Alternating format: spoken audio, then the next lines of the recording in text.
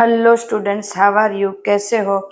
आज करते हैं अपने फर्स्ट चैप्टर का 1.5 टॉपिक। लास्ट टाइम हम 1.5 कर रहे थे, फिर बीच में हमने दूसरा टॉपिक ले लिया, बराबर। तो सारे लॉज, तो फर्स्ट है law of conservation of mass. Clear students? First हमारा ये है। तो ये क्या है? Conservation of mass. क्लियर है स्टूडेंट्स? सबसे पहले ये बोल रहे हैं, जो हमारे साइंटिस्ट है लेवोजियर साइंटिस्ट, जिन्होंने 1789 में ये बताया कि कोई भी कंपाउंड है, जैसे मैंने यहाँ पे H2 + O2 ये लिया, तो यहाँ पे क्या हुआ? H2O बना, 1/2 O2। तो इसने ये बताया कि अगर मैंने लेफ्ट हैंड साइड ये हाइड्रोजन ऑक्सीजन लिया है, तो राइट हैंड साइड मुझे हाइड्रोजन ऑक्सीजन ही मिलेगा। अब स्टूडेंट्स, हाइड्रोजन ऑक्सीजन में बोल रही हूँ, यहाँ पे वही मिलेगा। मतलब कोई भी जो भी कंपाउंड लिया है वो ही सामने मिलेंगे। अगर मैंने यहाँ पे नाइट्रोजन नहीं लिया है, तो सामने मुझे नाइट्रोजन नहीं लिए मिलेगा। तो इसको और एक तरीके से बोलते हैं कि कोई भी एनर्जी, कोई भी कंपाउंड ये यूनिवर्स में हम क्रिएट नहीं कर पाते हैं। सिर्फ एक टाइप में से दूसरे टाइप में, एक मैटर में से दूसरे मैटर में, एक टाइप की एनर्जी से दूसरे टाइप की एनर्जी में इसको कन्वर्ट करते, जिसको करते हैं laws of conservation of mass. इसका मतलब है कि जो उन्होंने दिया है लॉज, जो वो है कि that matter can neither be create nor destroyed. matter can be neither, laws क्या दिया है उन्होंने? matter can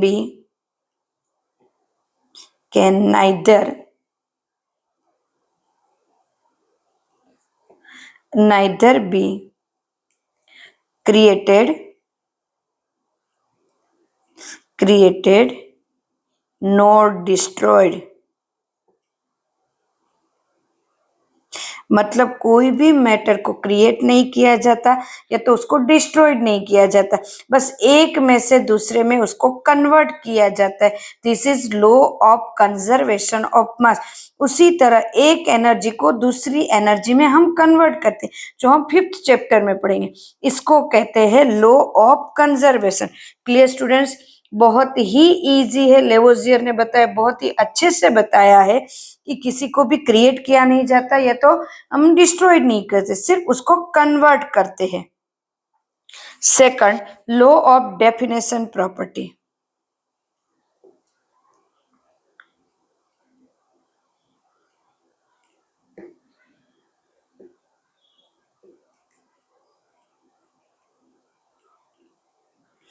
clear students? ये इसमें यहाँ पे क्या बताया है? यहाँ पे साइंटिस्ट ने बताया, Joseph scientist, French chemist Joseph Proust ने बताया कि अगर मैंने हाइड्रोजन और ऑक्सीजन के बीच में रिएक्शन करके H2O बनाया है, वहां पे यहाँ पे हाफ हाइड्रोजन ऑक्सीजन लिया है, तो यहाँ पे 2 मोल या तो 2 एटम, यहाँ पे एटम ही लूंगी मैं, 2 atom hydrogen and plus 1 atom oxygen, उनके बीच में रिएक्शन होके यहाँ पे H2O बन रहा है। तो यहाँ पे इसका रेशियो जो है वो एकदम परफेक्ट है। क्या रेशियो है एटम का? 2:1 रेशियो। तो जो मुझे प्रोडक्ट मिल रहा है, प्रोडक्ट में भी 2:1 मिल रहा है। मतलब इसको अगर मैं यहाँ पे इसको वाटर को नेचुरली ले लूं या तो मैं लैब में बनाऊं, कैसे भी बनाऊं, उसका फॉर्मूला H2O ही रहेगा। मतलब कोई भी कंपाउंड को कहीं से भी लो, उसकी फॉर्मूला और उसका रेशियो है वो सेम रहेगा। This is definite proportion. Clear students?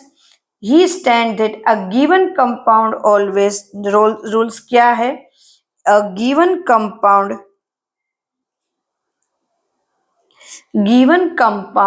always always contain always contains exactly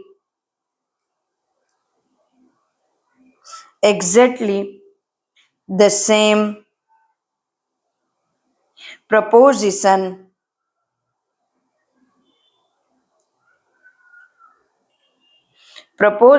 of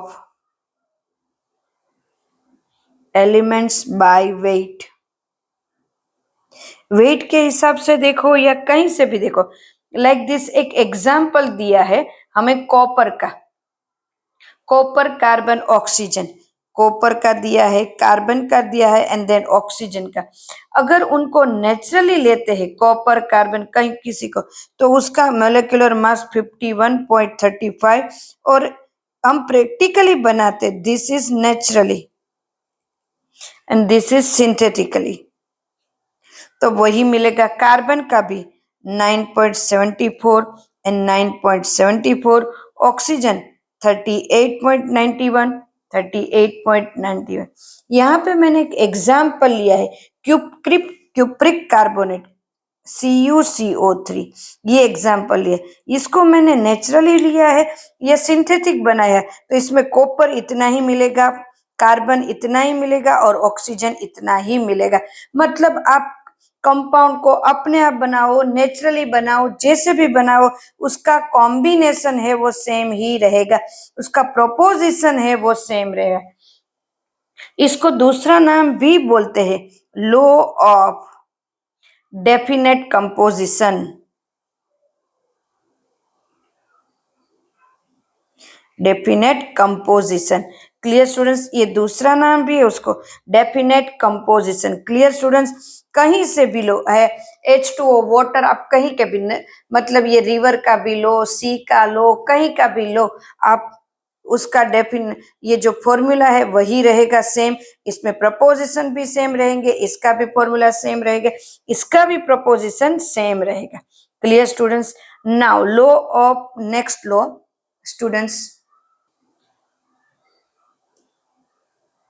now students, next law of multiple proportion।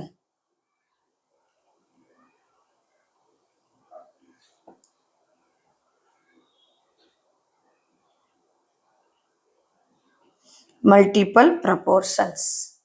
Clear students, तो ये क्या है स्टूडेंट्स, ये डाल्टन ने दिया 1803 में। डाल्टन साहब ने क्या बताया, तो कि डाल्टन साहब ने बताया कि अगर एक ही एटम लेते हैं like this hydrogen and hydrogen, वो दूसरे एटम के साथ रिएक्ट कर रहे हैं, मतलब ऑक्सीजन ऑक्सीजन, और उनके साथ अलग अलग कंपाउंड बनाते हैं H2O एंड H2O2। दो कंपाउंड, एक कंपाउंड लिया, वो दूसरे कंपाउंड के साथ अटैच होके एक एटम लिया, दूसरे एटम के साथ वो अलग अलग दो टाइप के कंपाउंड बनाते हैं, हाइड्रोजन ऑक्सीजन के साथ H2O, हाइड्रोजन ऑक्सीजन के साथ H2O2। तो जो कंपाउंड बनता है, ये जो प्रोडक्ट बनती है, वो एक कॉमन ऐसे सिंपल रेशियो में होता है, जैसे कि यहाँ पे H2 plus 1/2 O2, H2 plus O2 ये बनता है। तो यहाँ पे क्या है, 2 ग्राम हाइड्रोजन, यहाँ पे 16 ग्राम ऑक्सीजन, यहाँ पे 2 gram hydrogen and 32 gram oxygen, this is 18 gram hydrogen peroxide and this is 34 ग्राम। तो ये जो रेशियो होगा ये भी सेम होगा। क्लियर है स्टूडेंट्स, 16 एंड 32। तो ये ऑक्सीजन का रेशियो है वो भी यहाँ पे सेम होगा, ये इनका सेम है तो इनका रेशियो ऑलमोस्ट प्रपोर्शन में होगा 1:2 हुआ स्टूडेंट्स। एक का डेफिनेट ग्राम, एक का डेफिनेट मास, एक का हाइड्रोजन का डेफिनेट मास, दूसरा जो मास है वो सेम, वो प्रपोर्शन में होगा, दूसरे जो एटम्स है उनके मास है वो प्रपोर्शन में होगा। तो ये जो लॉज है this is law of multiple composition, बराबर है, उसका रेशियो भी एक प्रपोर्शन में ही होगा, सिंपल प्रपोर्शन में होगा। This is Dalton multiple proportion. Then उसके बाद गैल्यूशेक आए, उसके बाद गैल्यूशेक लॉ।